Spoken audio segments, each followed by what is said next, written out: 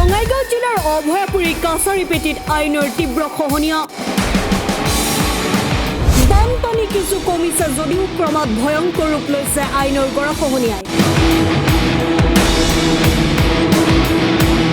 দৈনিক চপৰা চপৰে খহিছে আইনৰ গৰা।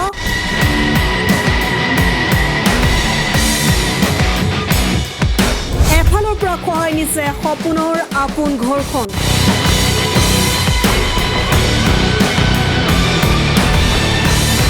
খবৰ নাই চৰকাৰ কিংবা বিধায়ক আব্দুল বাতিন খন্দকাৰৰ।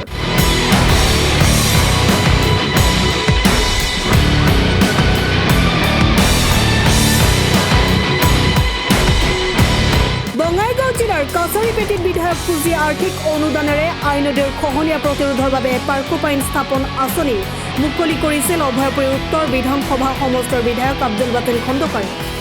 আৰু নৈপৰীয়া ৰাইজক প্ৰতিশ্ৰুতি দি থৈ গৈছিল যে 2-1 দিনৰ ভিতৰত কাম আৰম্ভ হ'ব, কিন্তু আজিলৈকে কোনো খা খবৰ নাই স্থানীয় বিধায়ক আব্দুল বাতিন খন্দকাৰৰ।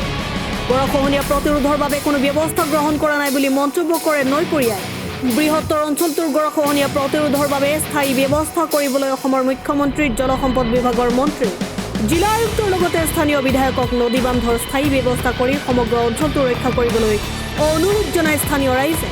কাছাৰীপেটী গাঁও পঞ্চায়তত আই নদীৰ গৰাখহনীয়া দিনক দিনে বৃদ্ধি পাই আহিছে, কিন্তু আমাৰ অসম চৰকাৰৰ কোনো প্ৰতিনিধিসকলে এতিয়াও এই গৰাখহনীয়া ৰোধ কৰাৰ বাবে পদক্ষেপ লোৱা নাই।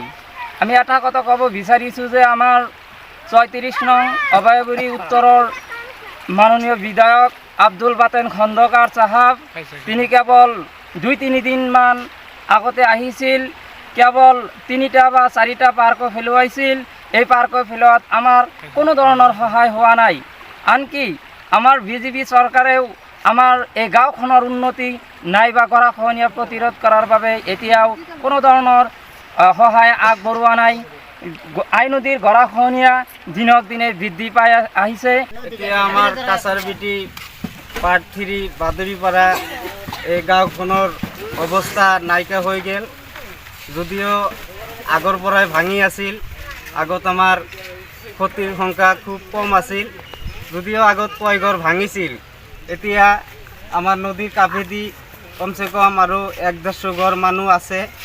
এইখিনি মানুহ জৰ্জৰি হৈ কান্দাৰ আৱাজ আহি গেছে।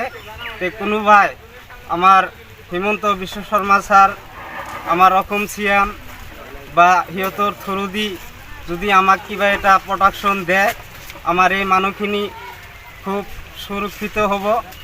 যাৰ কাৰণে আমি বিনম্ৰভাৱে আমি সকলো ৰাইজ আমাৰ অসম চৰকাৰক বা হিমন্ত ছাৰক আমি বিনম্ৰভাৱে অনুৰোধ জনালোঁ যাতে আমাক অলপ সহায়ৰ হাত আগবঢ়ায়। নিউজ ডেস্ক ৰিপোৰ্ট, আই এক্সপ্ৰেছ 24।